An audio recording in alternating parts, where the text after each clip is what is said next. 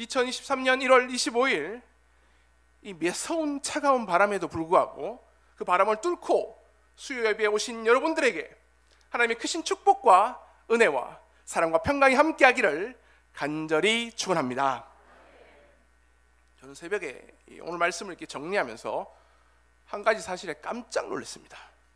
다름 아닌 오늘이 2023년 1월 25일이에요. 벌써 1월이 벌써 25일이나 지나버렸습니다. 아마 구정 휴일이 있어가지고 1월이 더 빨리 지나간 것 같습니다. 혹시 2022년 12월 31일에 세웠던 다짐들, 새해에 세웠던 그 계획들이 여전히 잘 진행되고 계십니까? 저는 1월이면 이 문장을 꼭 기억하는데 한번 따라해 보겠습니다. 한번 보시겠습니까? 자, 같이 읽어보겠습니다. 시작! 생각대로 살지 않으면, 한 번 더 읽을까요? 자, 시작! 생각대로 살지 않으면 사는 대로. 여러분들은 생각대로 그리고 하나님이 주시는 뜻대로 말씀대로 살아가고 있습니까? 아니면 어제와 같은 오늘 그리고 오늘과 같은 내일처럼 살아가는 대로 생각하고 계십니까? 사하라 사막 가운데에 비셸마움이라는 곳이 있었습니다. 1926년 켄 레몬이라는 사람이 이곳을 발견하기 전까지 마을 사람들은 아무도 이 마을에서 벗어나지 못했습니다. 사실 마을 사람들은 이 척박한 땅을 떠나고 싶어 했습니다. 하지만 이 마을 너머에 있는 끝없는 이 사하라 사막을 건너지 못했기 때문에 항상 그 마을에서만 생활을 했던 것입니다. 이 레몬은 이 같은 사람들을 이상하게 생각해 여기서 이유를 물어봤습니다. 그런데 사람들의 대답은 늘 똑같았습니다. 어느 방향으로 가든지 결국 출발했던 그곳으로 돌아오게 된다고 합니다. 결국에 이 레몬은 마을 사람 중에 한 명을 고용해서 그 사람이 어떻게 이 사막을 건너는지를 지켜보았습니다. 신기하게도 열 하루가 지나면 거짓말처럼 다시 마을로 돌아왔습니다. 아무런 표지판이 없는 사막에서 단순히 자신의 감각만을 의지하면서 계속 앞으로 나아간 것입니다. 자신도 모르게 원을 그리며 걷게 되고 결국엔 다시 처음인 출발점으로 돌아온 것입니다. 그래서 이 레몬은 비셸 마을에 있는 한 청년을 불렀습니다. 그 청년의 이름은 액터였습니다. 이 액터에게 낮에는 푹 쉬고 자고 밤에 북극선을 따라서 걸어보면 반드시 이 사막을 건널 수 있다라고 말해주었습니다. 그래서 이 액터는 그의 말을 따라서 사막을 걸었고 3일 후에 이 사하라 사막의 끝자락에 이르게 되었습니다. 그때부터 이 액터는 이 비셸 마을의 개척자가 되었고 마을 중앙에는 그의 동상 밑에 이런 문구가 새겨져 있었다고 합니다. 새로움은 방향을 올바로 잡는 데서부터 시작된다. 새로움은 방향을 올바로 잡는 데서 시작된다. 우리는 누구도 새로운 길을 가려고 하지 않습니다. 왜냐하면 그 새로운 길은 항상 두려움을 동반하기 때문입니다. 그래서 우리는 이 비셸 마을의 사람들처럼 다가오는 시험들에 대해서 똑같이 반응하고 또 똑같은 실패를 되풀이합니다. 그래서 우리는 늘 그 자리에 있습니다. 우리도 액터처럼 새 삶의 개척자가 될 수 있을까요? 어떻게 하면 2023년 가운데에 새로운 길, 하나님이 열어주시는 이 시온의 대로를 걸어갈 수가 있을까요? 어릴 적에 저는 이 설이 되면 가족들 모두가 모여가지고 TV를 보았습니다. 그때는요, 지금 말고 그때는 누구도 말할 것 없이 씨름을 봤어요.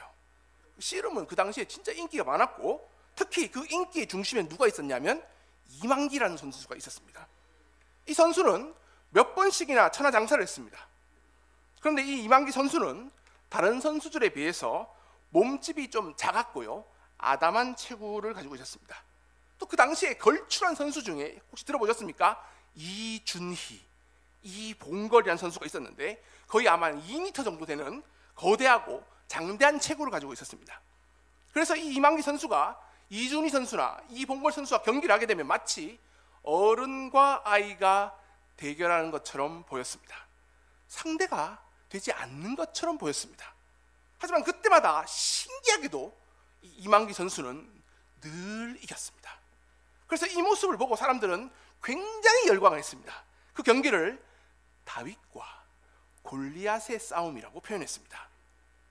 다윗과 골리앗의 싸움, 이것은 우리에게 극적인 희열을 주고 또한 새로운 소망을 품게 합니다. 오늘 우리가 읽은 이 본문은요, 우리가 너무도 잘 알고 있는 다윗과 골리앗의 이야기입니다. 작고 약하고 크고 강대한, 기골이 장대한 골리앗을 이기는 이 다윗의 이야기를 들을 때마다 우리는 짜릿한 기분을 느낍니다. 이 이야기를 읽을 때마다 우리는 이 작고 약한 다윗에게 감정이입을 쉽게 하게 돼서 내게도 그런 일이 일어나기를 기대합니다. 우리는 이 다윗이 골리앗을 무찌른 사건에 대해서 기적이라고 부릅니다. 왜냐하면 세상에서 일어날 수 없는, 거의 일어날 확률이 없는 일이 일어났기 때문입니다. 그런데 사실 다윗이 골리앗을 이긴 것보다 훨씬 더 큰 기적이 이 사건 속에 숨겨져 있습니다. 그것은 어린 다윗이 거대한 골리앗에게 싸우겠다고 덤빈 것입니다. 잘 훈련된 이스라엘 군사들조차 골리앗 앞에서 벌벌벌 떨고 사울 왕을 비롯해서 모든 사람이 다 안 된다고 말리는 그 상황에서 다윗은 골리앗에게 용감하게 도전장을 던졌습니다. 이 다윗의 담대함의 근원은 무엇일까요? 어떻게 하면 우리도 다윗처럼 골리앗과 같은 인생의 거대한 어려움과 시험 앞에서 두려워하지 않고 용기를 가지고 나아갈 수가 있을까요? 사실 이 골리앗 앞에서는 벌벌 떨고 있었지만 사울은 한 나라의 왕이었습니다. 수많은 전투에서 승리를 경험했던 잔뼈가 굵은 장군이었습니다.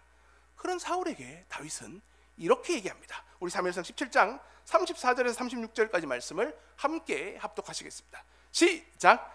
다윗이 사울에게 말하되 주의 종이 아버지의 양을 지킬 때에 사자나 곰이 와서 양떼에게 새끼를 물어가면 내가 따라가서 그것을 치고 그 입에서 새끼를 건져내었고 그것이 일어나 나를 해하고자 하면 내가 그 수염을 잡고 그것을 쳐 죽였었나이다.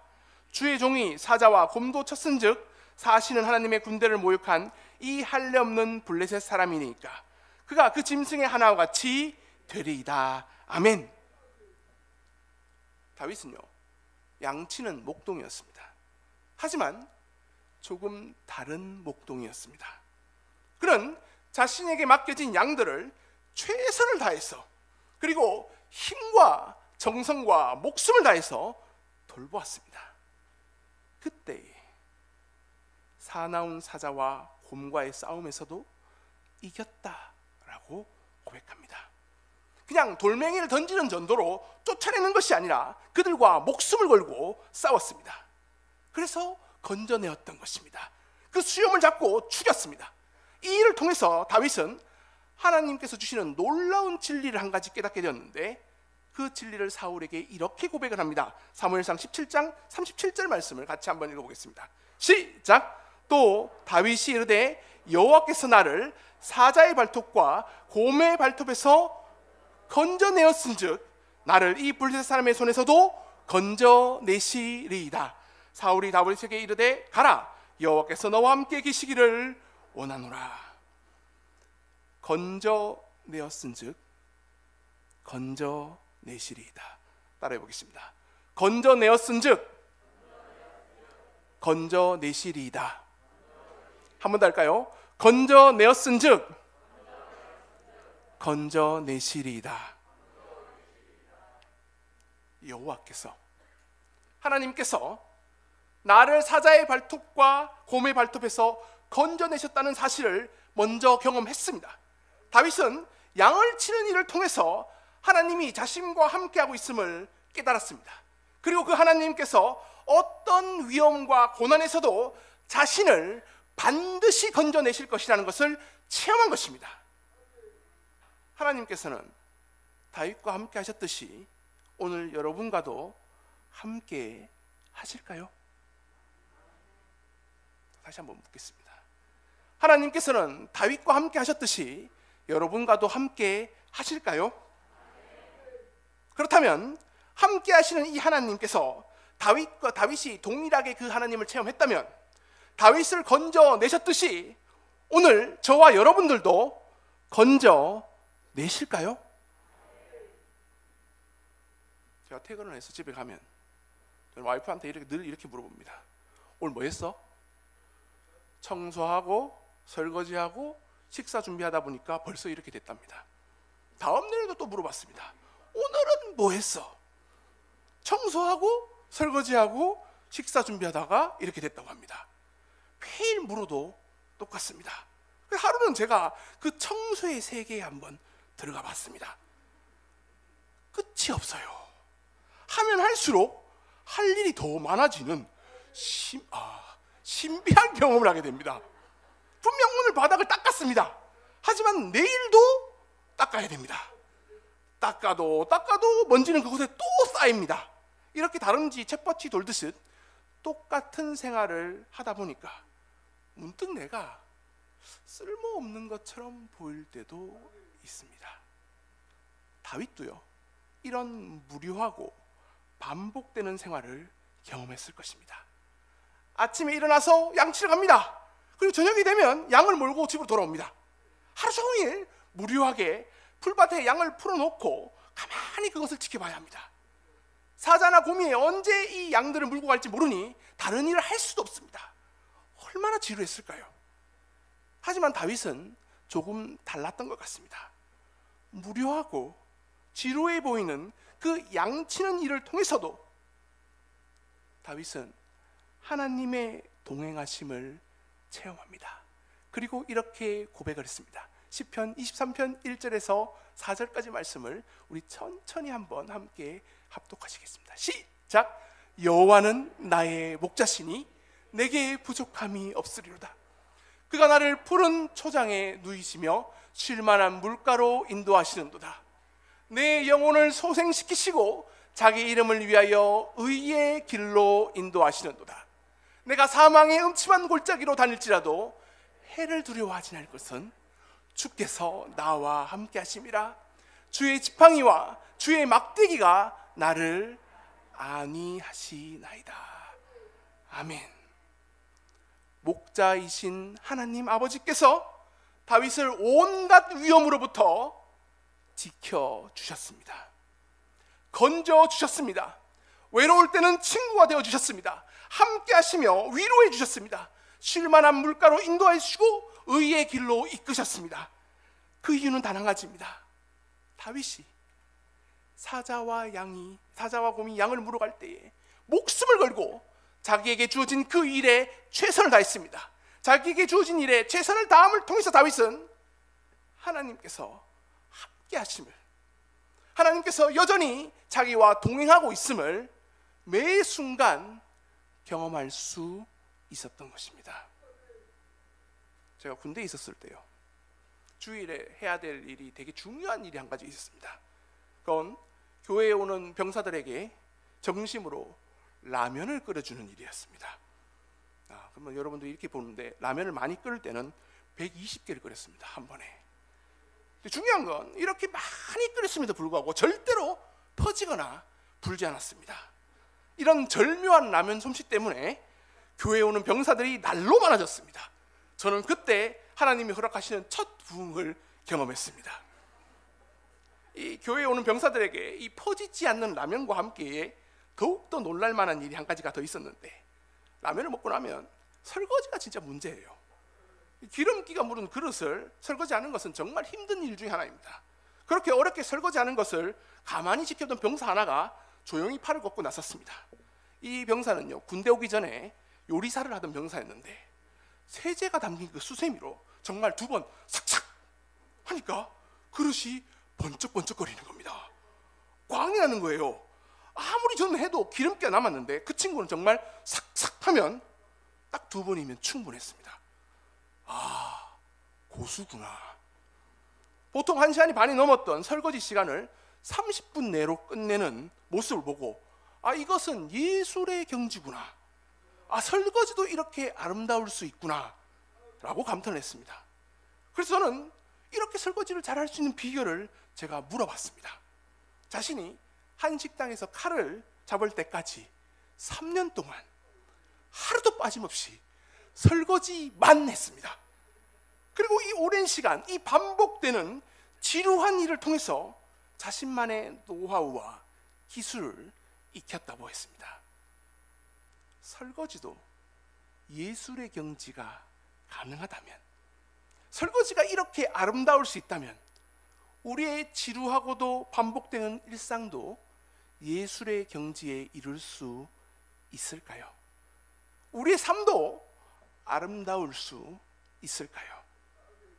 다윗은 오랜 시간 동안 양을 치면서 자기 자신만의 노하우와 기술로 양치는 일을 예술로 승화시켰습니다. 혹은 이렇게 묻는 사람도 있었을 것입니다. 뭐하러 양한테 목숨을 거냐고. 다윗은 목숨을 걸었습니다. 마음과 정성과 뜻을 다해서 하나님께서 자신에게 맡기신 그 일에 매일매일 자기가 가진 시간과 기술과 노하우를 가지고 최선을 다해서 발휘했습니다. 그래서 하나님의 함께 하심을 경험했던 것입니다. 동행하심, 그리고 하나님의 건져내심을 체험했던 것입니다. 하나님의 은혜로 충만하게 누릴 수 있었고, 그 하나님의 은혜로 다윗은 능력을 갖추게 되었고, 그 능력으로 골리앗 앞에 담대하게 나아갈 수 있었던 것입니다. 오늘 이 다윗의 고백이 여러분의 고백이 되기를 간절히 축원합니다. 사무엘상 17장 45절에서 47절까지 말씀을 함께 합독하시겠습니다. 시작. 다윗이 블레셋 사람에게 이르되 너는 칼과 창과 단창으로 내게 나아거니와 나는 만군의 여호와의 이름 곧 내가 모욕하는 이스라엘 군대의 하나님의 이름으로 내게 나아가노라. 오늘 여호와께서 너를 내 손에 넘기시리니 내가 너를 쳐서 내 목을 베고 블레셋 군대의 시체를 오늘 공중의 새와 딸 들짐승에게 주어 온 땅으로 이스라엘에 하나님이 계신 줄을 알게 하겠고, 또 여호와의 구원하심이 칼과 창에 있지 아니함을 이 무리에게 알게 하리라. 전쟁은 여호와께 속한 것인즉 그가 너희를 우리의 손에 넘기시리라. 아멘. 우리는 이 싸움을 다윗과 골리앗의 싸움으로 규정합니다. 하지만 오늘 45절 말씀의 다윗은 이렇게 고백합니다. 나는 이제 하나님의 이름으로 나아간다. 그래서 다윗은 이 싸움을 다윗과 골리앗의 싸움이 아닌 하나님과 인간의 싸움으로 만들었습니다. 사실 다윗이 가지고 있었던 건 아무것도 없었습니다. 오직 한 가지, 지금도 나와 함께 하시며 지금도 나와 동행하시는 그 경험, 그리고 나는 하나님의 자녀다, 그러면 하나님께서 나를 반드시 건져 주신다는 하나님의 아버지의 체험만을 가지고 있었습니다. 오늘 여러분에게 다윗의 이 체험, 다윗의 이 경험이 있습니까? 여러분은 오늘 이 시간 하나님과 함께하고 있습니까? 하나님과 동행하고 계십니까? 오 신실하신 주의 2절 가사를 제가 읽어드리겠습니다. 지나온 모든 세월들 돌아보아도 그 어느 것 하나 주의 손길 안 미친 곳 전혀 없네. 오 신실하신 주, 오 신실하신 주, 내 너를 떠나지도 않으리라, 내 너를 버리지도 않으리라 약속하셨던 주님, 그 약속을 지키사 이후로도 영원토록 나를 지키시리라 확신하네. 신실하신 그 하나님께서 다윗과 오늘 우리에게 이렇게 말씀하십니다. 내가 너를 떠나지도 않고 내가 너를 버리지도 않으리라. 그리고 이후로도 영원토록 너를 지키리라. 그 다윗과 함께 하셨던 그 하나님께서 오늘 저와 여러분과 함께 하신 줄을 저는 확신합니다. 그리고 그 약속을 반드시 지키신다고 오늘 다시 한번 약속하십니다. 지난 세월을 돌아보십시오. 돌아보니 우리의 모든 삶이 그 하나하나가 하나님의 은혜였습니다. 하나님께서 여기까지 이끌어 주시지 않았더라면 지금 우리는 존재할 수도 없습니다. 지난 나의 삶 그 어느 것 하나에도 하나님의 손길이 미치지 않는 곳이 없었습니다. 그 하나님께서 저와 여러분과 함께 하십니다. 그리고 오늘도, 그리고 2023년에 있는 매 순간마다, 그 일상마다 하나님께서 함께 하심을 풍성히 체험하는 여러분이 되시기를 간절히 축원합니다. 창세기 22장에서는 믿음의 조상이라도 불렸던 아브라함도 그의 인생에서 너무나 컸던 골리앗과 마주하게 됩니다. 모리아 산에서 자신의 하나뿐인 아들 이삭을 바치라는 하나님의 명령이 바로 그것입니다. 이해할 수도 없고 말도 되지 않는 이 하나님의 명령에 아브라함은 묵묵히 순종합니다. 우리는 이 일을 통해서 아브라함을 믿음의 조상이라고 부릅니다. 하지만 이 놀라운 믿음의 사건은 한 번에, 그리고 극적으로, 그리고 단번에 나온 것이 절대로 아닙니다. 창세기 12장에서부터 22장까지 수십 년을 살아가는 동안 아브라함은 하나님과 함께하였습니다. 동행하였습니다. 하나하나의 소소한 삶을 통해 이 위대한 믿음이 만들어진 것입니다. 하나님의 뜻을 따라 갈 때도 있었습니다. 하지만 하나님의 뜻을 저버리고 그 반대로 애굽으로 갈 때도 있었습니다. 하나님의 그 떠나라는 말씀을 그대로 믿고 따르며 용감하게 모든 것을 다 버리고 떠나기도 했습니다. 하지만 자신의 부인을 누이라고 부르는 겁쟁이 같은 모습을 보일 때도 있었습니다. 우리의 일상도 마찬가지입니다. 성공하는 날도 있습니다. 실패하는 날도 있습니다. 어떨 때는 하늘을 뛸 듯이 기쁜 날도 있습니다. 어떨 때는 고통 가운데 슬피 우는 날이 있을 수도 있습니다.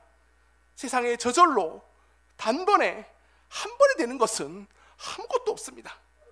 우리가 부르는 기적이라는 것도 자세히 살펴보면 이런 일상적인 것들이 하나하나 쌓여져서 만들어지는 것입니다. 다윗을 보십시오. 아브라함을 보십시오. 자신의 소소한 일상 삶에서 충실하게 최선을 다하여 살아갈 때에 하나님께서는 그 가운데에 함께 하십니다. 동행하십니다. 성공을 통해서도 함께 하시고 실패를 통해서도 함께 하십니다. 이 모든 것들을 통해 우리는 언제나 함께 하시는 하나님을 체험할 수가 있어야 됩니다. 하나님께서 항상 동행하시는 그 경험을 꽉 붙잡으시기 바랍니다. 그런 여러분에게 하나님께서는 이렇게 말씀하실 것입니다. 마태복음 25장 21절 말씀을 제가 읽어드리겠습니다. 그 주인이 이르되 잘하였도다. 착하고 충성된 종아, 내가 적은 일에 충성하였으매 내가 많은 것을 내게 맡기리니 내 주인의 즐거움에 참여할지어다. 아멘. 2023년에 1월의 끝자락에서 다시 한번 제가 처음 들려드렸던 문장을 떠올리십시오. 우리 모두 생각하는 대로 살아가지 않으면요, 사는 대로 생각할 수밖에 없습니다. 가만히 내버려 두면 그냥 우리는 사는 대로 살아갑니다. 우리는 절대로 새로운 길을 찾아갈 수가 없습니다. 새로운 삶을 살기 위해서는 가장 먼저 올바른 방향을 먼저 잡아야 됩니다. 그동안 겪어왔던 우리의 일상을 통해서 먼저 그 가운데에 함께 하시고 동행하시는 하나님을 경험해야 됩니다. 체험해야 됩니다.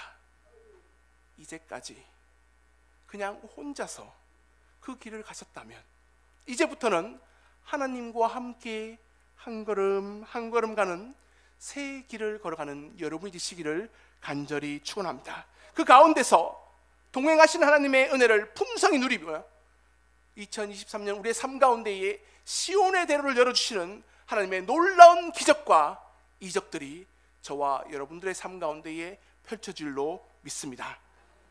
그냥 가면 힘드니까요. 저는 찬양하는 걸 너무 좋아하는데 제가 참 잘 못 불러요. 그래도 같이 좀 따라해 주셨습니다. 주와 같이 길 가는 건 즐거운 일 아닌가. 우리 주님 걸어가신 발자취를 밟겠네. 한 걸음 한 걸음 주 예수와 함께 날마다 날마다 우리 걸어가리. 지금 여러분의 눈앞에 현실의 골리앗이 떡하니 버티고 있습니까? 그 골리앗 때문에 두렵고 절망 가운데 있습니까? 그렇다면 지난 세월을 떠올리십시오. 외롭고 힘들었을 때 하나님께서 나에게 부으셨던 그 은혜를 기억하십시오. 마음이 무너지고 절망이 밀려올 때 나를 만나 주셨던 그 하나님의 은혜를 기억하시기를 바랍니다.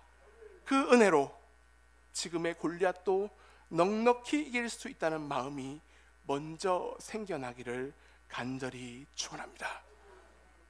하나님께서 2023년 1월 25일 이 수요 예배 오신 여러분에게 이렇게 말씀하십니다. 따라해 보겠습니다. 건져내셨은즉 반드시 건져내시리이다. 한 번 더 하시겠습니다. 건져내셨은즉 반드시 건져내시리이다.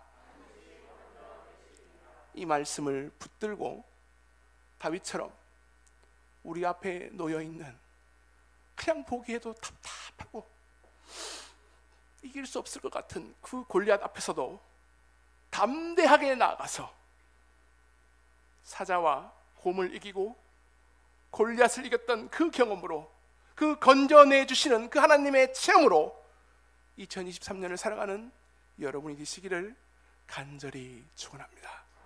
기도하시겠습니다. 우리와 함께 하시는 하나님, 우리의 일상의 작은 일들 가운데도 함께 하시며 동행하시는 하나님을 체험하게, 경험하게 도와주시옵소서. 우리가 하나님께서 주신 그 일들을 성실히 그리고 최선을 다해 행할 때에 우리와 함께 계시는 하나님의 경험을 주님 체험케 도와주시고 하나님의 능력과 권능으로, 하나님의 은혜로 우리를 풍성히 채워주시옵소서. 그 경험으로 성령의 능력을 힘있게 도와주시고 그 어떤 골리앗의 위협에도 두려워하지 않고 담대하게 이겨낼 수 있는 용기를 우리에게 허락하여 주시옵소서. 주님, 자꾸 내 앞에 보이는 골리앗이 너무 크게 보입니다. 힘을 내게 도와주시고 그 골리앗을 이겨내게 하시는 분이 하나님이라는 것을 기억하게 주셔서 주님, 그 하나님과 동행하심으로 매일매일 기쁨으로 나아갈 수 있도록 주님께서 우리를 붙들어 주셔서 우리 주 예수 그리스도의 이름으로 기도드립니다. 아멘.